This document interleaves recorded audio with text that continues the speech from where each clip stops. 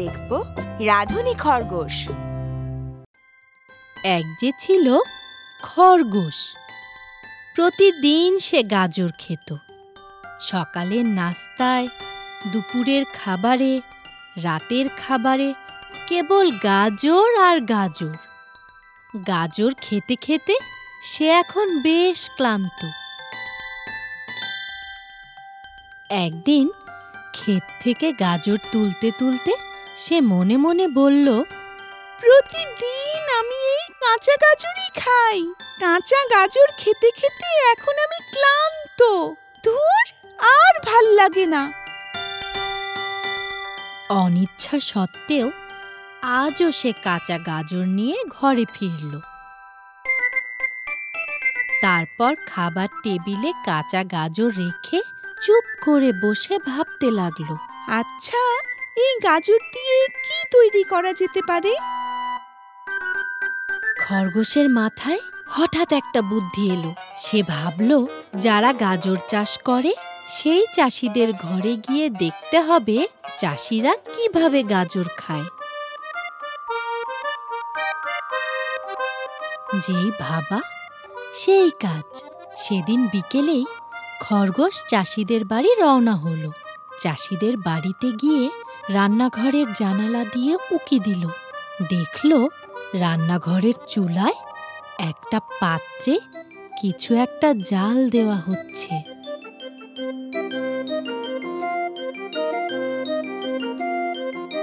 খরগোশ যখন চাষির রান্নাঘরে উঁকি মেরে রান্না করা দেখছিল, তখন চাষির কুকুরটা তাকে দেখে দৌড়ে এলো। ঘেউ ঘেউ করতে করতে তেড়ে এলো কুকুরটা। কোনো মতে প্রাণ বাঁচিয়ে খরগোশ সেখান থেকে দৌড়ে পালালো। বাড়ি ফিরে খরগোশ আবার ভাবতে লাগলো, তাহলে এখন আমি কি করব? খরগোশ তার গাজরগুলো সারাদিন রোদে রেখে দিয়েছিল, কিন্তু সে যেভাবে রেখে গিয়েছিল গাজরগুলো এখনো ঠিক সেভাবেই আছে। খরগোশ অবাক হলো।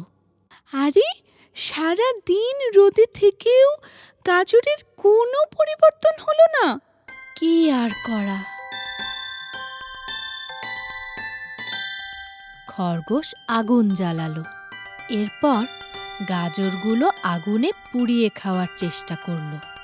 আগুনে পোড়ালে গাজরগুলো যদি খেতে ভালো লাগে, কিন্তু পোড়ানো গাজর খেয়ে খরগোশ বলল, না, এ তো বড্ড তিতা লাগছে।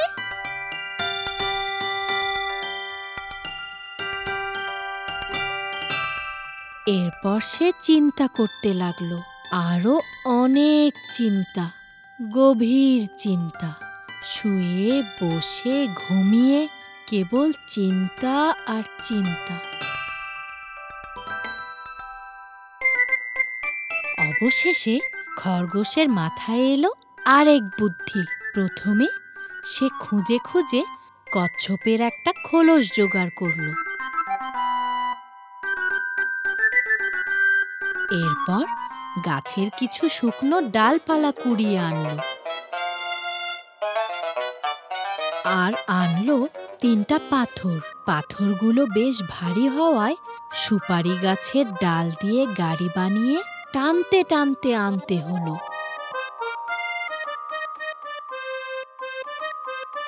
এরপর পাথর 3টা দিয়ে বানালো একটি সুন্দর চুলা। শুকনো কাঠি দিয়ে আগুন জ্বালালো আর কচ্ছপের খোলসটাকে বানালো রান্নার পাত্র। এবার সে খোলসে পানি ঢেলে গাজর সিদ্ধ করতে লাগলো আর কিছু মশলা দিল সেই গাজরে। বেশ কিছুক্ষণ রান্নার পর তরকারির সুগন্ধ বনের চারপাশে ছড়িয়ে পড়ল। খরগোশ খুব মজা পেল। রাতে তার বেশ ভালো লেগেছে। খরগোশ মনে মনে ঠিক করল, এখন থেকে সে প্রতিদিন রান্না করে খাবে। গাজরের তরকারির ঝোল চেখে দেখে খরগোশ তো অবাক। এত মজার তরকারি বনের বন্ধুদের ছাড়া একা একা খাওয়া ঠিক হবে না। তাই সে তার সব বন্ধুকে দাওয়াত করল। দাওয়াত পেয়ে বন্ধুরা সবাই দল বেঁধে এলো খরগোশের বাড়ি। বনের হাতি, সজারু, কাঠবিড়ালি, পাখি সবাই এলো।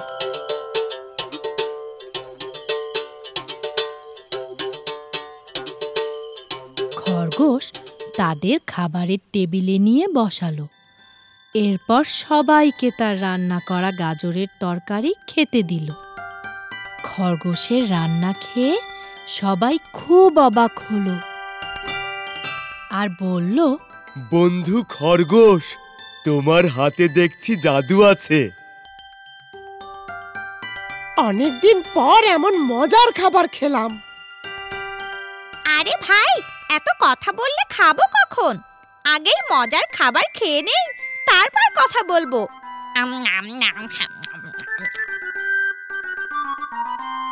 আহ, কি মজা! অনেক ধন্যবাদ খরগোশ ভাই। আমাদের দাওয়াত করার জন্য তোমাকে অনেক অনেক ধন্যবাদ। বন্ধুদের কথা শুনে খরগোশ মনে মনে হাসল। সে বুঝতে পারল তার রান্নার হাত খুব ভালো। সে আসলেই ভালো এক রাঁধুনি।